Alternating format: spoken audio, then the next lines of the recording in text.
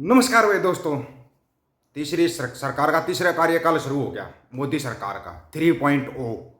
या तो फिल्में ज़्यादा देखते हैं ये अपने बीजेपी वाले, फिल्में ज़्यादा देखते हैं और फिल्मों की तरफ इनका ज़्यादा ध्यान आकर्षित रहता है, क्योंकि फिल्मी अंदाज में ये हर काम फिल्मी अंदाज में करते हैं। कभी भी देख लेना आप।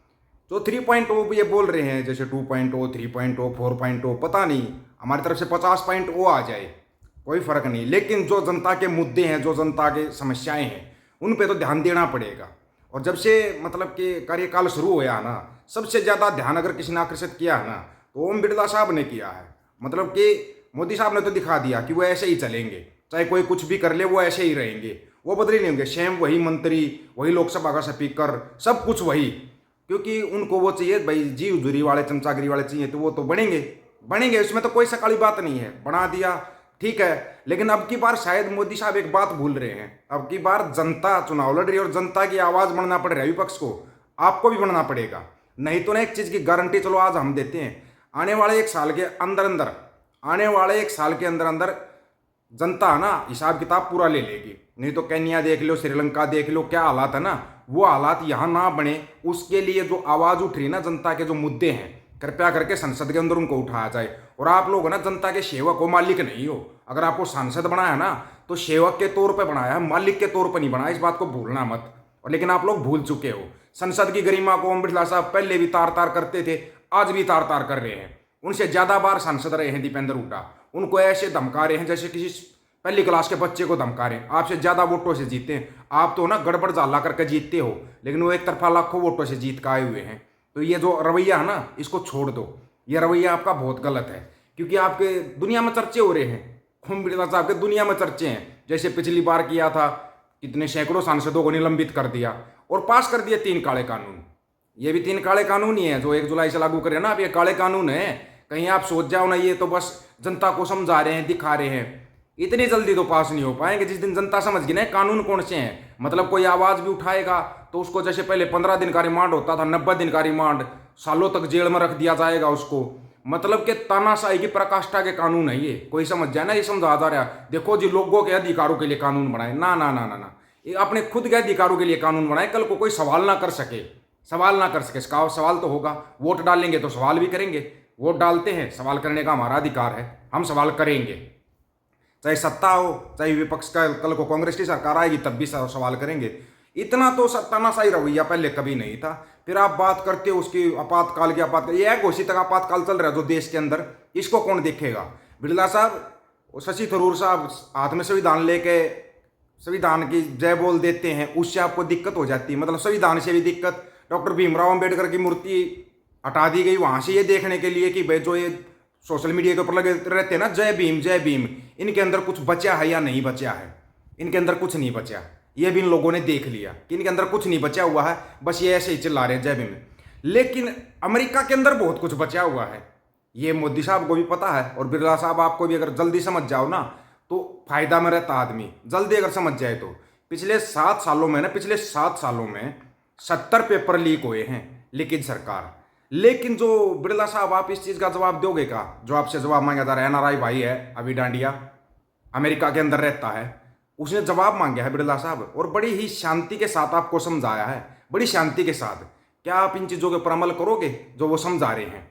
इतने अच्छे तरीके से शायद ही कोई समझाएगा जितने तरीके से अभी डांडिया भाई आपको समझा रहे हैं, और पिछले कई सालों से समझा रहे हैं लगातार अंधभक्तों को। वो पहले ना आप ये वीडियो देखो। स्पीकर हैं, भगवान नहीं है। एक सवाल है मेरा ओम बिरला जी से। ओम बिरला जी, अक्सर ये बात कही गई है, जैसा स्वभाव किसी इंसान का घर में होता है ना, वही स्वभाव उसका बाहर होता है। तो आप घर में भी इसी तरह बात करते हो जैसे संसद में बात करते हो, अपने नौकर चाकर से, भाभी से, बच्चों से, अपने दोस्तों से। बैठ गया, उड़ गया, चलो बाहर निकलो, ऐसे बात करते हो क्या आप? देखिए ओम भाई साहब, मैं जयपुर का हूँ, आप एक कोटा शहर से कुछ ही किलोमीटर दूर है। कोटा के लोग तो ऐसे नहीं थे। और मैं अमेरिका में रहता हूँ, हमारे यहाँ भी स्पीकर होते हैं, मगर उनको हम भगवान नहीं मानते।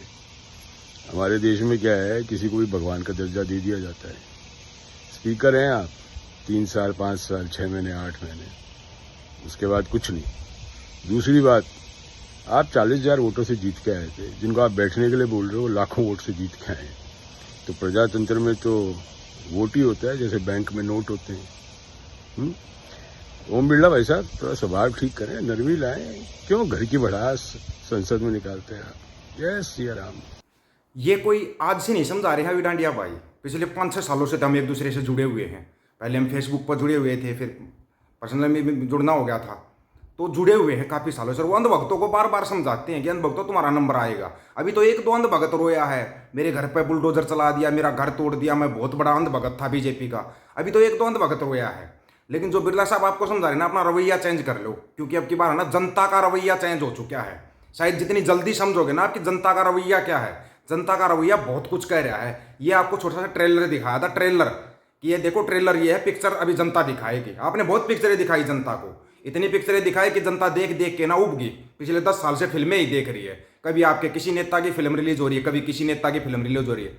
आपके नेताओं की फिल्में देख देख के ये जनता इतनी तंग आ चुकी है कि अब ये जनता ना खुद फिल्म बनाने वाली है। और जनता जब फिल्म बनाएगी ना, तो मैं कह रहा हूँ बड़े से बड़ा आपका डायरेक्टर नहीं मिलेगा, ना ही आपका कोई एक्टर मिलेगा। और जनता ने कई बार सिखाया समझाया भी है, विशेष तौर पर हरियाणा पंजाब की जनता ने तो आपको खूब समझाया है। पता नहीं क्यों आपकी समझ में क्यों नहीं आ रहा कि भाई जनता अब उब चुकी है आप लोगों से, जनता अब तंग हो चुकी है। और जनता ना भी हिसाब चाहती है, हिसाब किताब। जनता अपने मुद्दों की बात चाहती है। जनता ये नहीं चाहती कि आप मतलब कि जो रामायण पहले करते रहते थे वही रामायण अब करते रहो ना। जनता अब जाग चुकी है और जनता है ना अपने हिसाब से अपना हिसाब किताब और जवाब चाहती है।